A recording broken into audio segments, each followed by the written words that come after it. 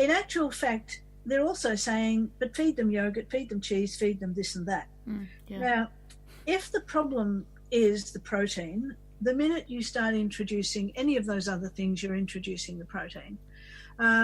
If the problem is the high mineral load of cow's milk, then that's still there in yogurt and custards and all of the other baked varieties of milk that are around, and it's even higher with cheese, which also contains salt as well. So personally, I think that once you start, we're talking now about children where there's no family history of allergy. We're talking about kids where you don't have to worry too much about what you're introducing, and there's no particular reason to think cow's milk is any worse than any other food.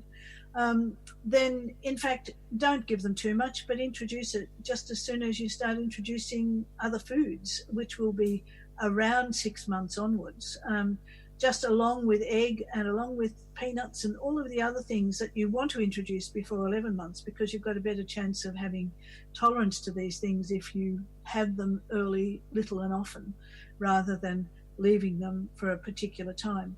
Now, it's interesting, the old 1970s advice from maternal and child health nurses was cook cow's milk from 6 months onwards, cow's milk as a drink from 12 months onwards, whole cream, full cream cow's milk, not skim milk by any means. And that seems to me to be really quite sensible. I can't see that any of the research that's been done since then contradicts that. They also used to say egg yolk from 6 months onwards, egg white from 12 months. Now, that's a distinction that's no longer being made, but who knows, there might have been some basis to it.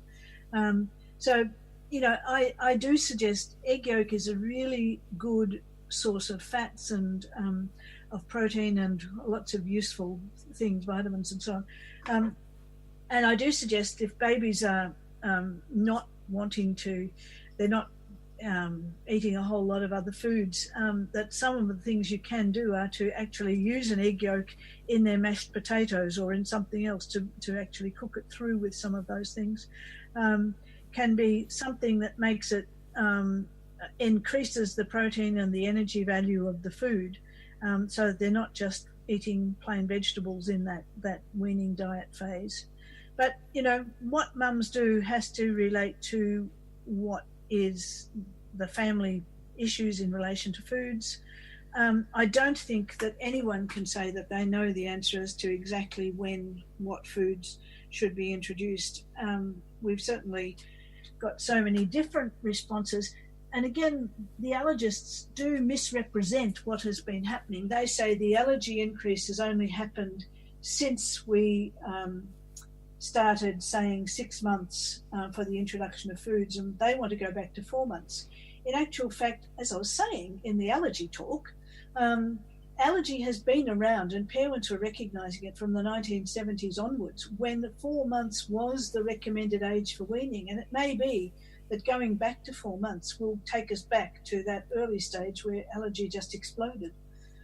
So for my money, around 6 months. But if the child is fully formula fed, then I don't think it matters if you start from around 4 months. It's probably a good idea. We should have two different recommendations, one for the breastfed, one for the formula fed, when it comes to the age of introduction. Just like the different measurement charts, the different recommendations for feeding. Well, we should have the same measurement chart to let us know how much the formula-fed child is deviating from normal. Yeah. Because they always show up as way higher on the charts than they should. But we shouldn't be putting breastfed babies onto formula feeding charts, because that makes them look as though they're underperforming, they're not thriving, when in fact it's the opposite way around. The formula-fed babies are growing big, fat, and will be obese for life as a result of the fat cells that they've put down.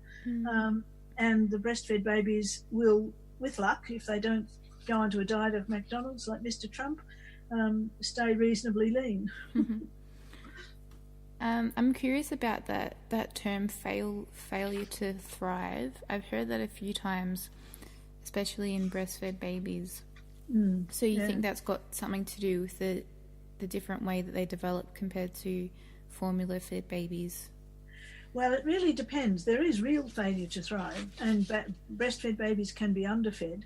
Mothers can struggle along not recognising that their baby is hungry, again, by not paying attention to what the baby is saying, or by insisting that they should only feed at certain hours or whatever. Mothers can actually drive their milk supply down to the point where the baby is happy to starve as long as they stay at the breast, but there isn't enough milk there. So any failure to thrive baby needs breastfeeding investigated by someone who understands about breastfeeding, and quite probably there will be an undersupply where they need to boost it up, because the natural pattern of growth for the breastfed baby is to whack on weight pretty quickly. Now, they're all individual and there's a wide range, so what's natural for one might not be for another, but in general terms, if you look at pictures of breastfed babies, even in countries where the women are as skinny as greyhounds, you'll see that the little babies are fat and chubby, because the sensible survival strategy for infants is to get fat fast. And that means that if you've put that weight on, if an epidemic comes around of measles or something else, and you get sick and you're not interested in eating, and your mum gets sick, you've got the time, you've got the resources there, you'll survive the measles epidemic, whereas the lean baby won't. The lean baby will use up its own body and then die. So basically, being fat as a baby is a really good strategy, but what you see on the breastfeeding charts is that they tend to get fat fast, then they continue to grow, but they grow in length and head circumference, but their rate of growth in weight is much, much slower. So you get this curve that's quite different from the formula-fed baby, which doesn't slacken off, which goes on growing at much the same rate. You'll watch really chubby breastfed babies with thunder thighs and rolls of fat just morph into long, lean toddlers the minute they start getting active and moving around. And they're still getting plenty of breast milk and they're still getting plenty of food, but their body is now saying, okay, we're past that danger stage. We can now put the growth into lean tissue rather than into fat stores. Yep. So that's where at the moment, I'm finding there are a lot of mothers who are being told their babies are too fat, as though that's dangerous. Well, it is in the formula fed, it isn't in the breastfed. The breastfed body will fix that problem as time goes on. But that's where, again, we have one regulation and one suggestion, and the dominant one comes out of our experience with formula feeding. Mm. So why does the World Health Organization urge countries to control infant formula marketing? Because marketing is largely responsible for so many lies being accepted as truths, for so many women thinking that in fact this is what people with money do. One of the ways the companies have sold formula is by making it expensive. If it was really as cheap as it could be, people wouldn't think that much of it. But the more expensive it is, the more people will sacrifice their budgets, their families, everything to buy the most expensive one in the mistaken belief that the most expensive must be the best. And this is what drives the companies to add extra things extracted from milk and various other places. This sense that the more new additives you can have, you'll see educated mothers. I've done this myself in the 70s. I feel like an idiot now for doing it, but lining cans up on the shelf and reading the ingredients and matching them and saying, oh, but this one has got that and that one hasn't, so this one must be better, because they wouldn't have put it in if it wasn't valuable, would they? Mm. And that assumption is just so wrong. They would put it in if it wasn't valuable, as long as it was valuable in marketing terms and would actually lead to a greater price increase. It's one of the things I often quote. I saw in the States when they first introduced nucleotides, one company introduced it, and another company, their marketing salespeople were having trouble coping with the doctor saying, oh yes, but this one's got nucleotides, why hasn't yours? They actually circulated a note to their salespeople saying, there is no evidence for this, the addition. And if, in fact, it stimulates the immune system, how do we know it doesn't hyperstimulate the immune system and cause problems? So you think, yeah, that's a good point. You know, you do something that stimulates the immune system, how do you know how far it does? But within months of sending that circular around, that rival company had introduced them without that answer, that question being answered. You know, that was just a conversational gambit to say to the doctor, oh, yes, but it might hyperstimulate the immune system. We might have more allergies.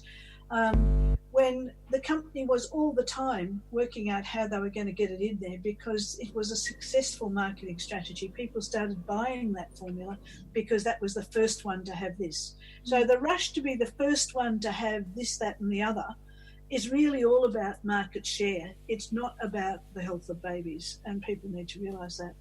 So, you know, it's a sad thing that people have to be so sceptical of this. But what we're looking at, WHO knows that this is leading to epidemics of disease around the world on a massive scale. You know, the diabetes incidence in children under 5 in China has dramatically increased. That's type 1 diabetes, which used to be non-existent in children under 5. It was just not there. And you've got this situation where advantaged women are thought to be doing it because it's expensive. And so poor women who want to do the best for their precious children are actually sacrificing their family's wages into buying formula, especially for the son, of course, the boy, in Asia. And in fact, they would be better off feeding that boy breast milk. So you've got a huge amount of marketing that is false and misleading. You've got attempts to get the companies to regulate it themselves failing. And so I'm actually involved in a process at the moment of trying to talk with the companies about this whole issue of how they can curtail marketing and still compete with one another in the market that we've created, where brands are really important, and where one new thing added advantages the company that does it. So it's a real issue, and it's responsible. It's not just the health of infants too. I suppose this is one thing we really should emphasise and don't. It's the health of mothers. There will be women who die of needless reproductive cancers because they've formula fed their kids. There will be orphans because of formula feeding. And, you know, most societies don't deal well with orphans and look after them in any kind of way. So women will die. Women will be sick. Women will suffer premature deaths from a whole range of causes. They'll be depressed. That should be enough in itself, even if the babies were going to turn out perfectly healthy, which they won't. Interesting. I think I've come to the bottom of the list of questions I've got here. You have indeed. And what were we talking about? We're talking about extended feeding, yeah, and weaning. The weaning process, one thing we should talk about is breastfeeding grief. Yes, great idea. There's a whole range of breastfeeding griefs. There's the grief of the mother who wanted to breastfeed and couldn't for some physical reason. There's the grief of the mother who started and found it difficult and had to give up because she just could not cope. She didn't have the help and support. And there's also the grief of the woman who is stopping breastfeeding.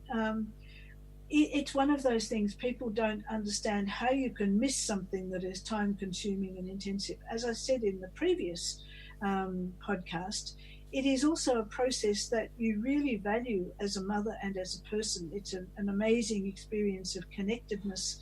And it is perfectly natural to grieve its loss. Apart from the emotional dimensions, it is actually a change to your body that has side effects. Abrupt weaning, and mothers have often been told to wean abruptly, you know, you've got to go into hospital for this, or you've got to go onto that drug, you've got to stop breastfeeding. That kind of abrupt weaning can actually cause psychosis. There are studies that show women are at risk not just of depression, but of tipping over into serious mental disorder if they are forced to wean abruptly. And that's not in their heads, that's in their bodies. That's the massive disruption of hormones. which occurs when you stop breastfeeding abruptly. Breastfeeding should be weaning should be a very gradual process. And if you're going to breastfeed for the normal duration, it will be a gradual process, because as the kid eats more of some other foods, they'll drink less breast milk, so your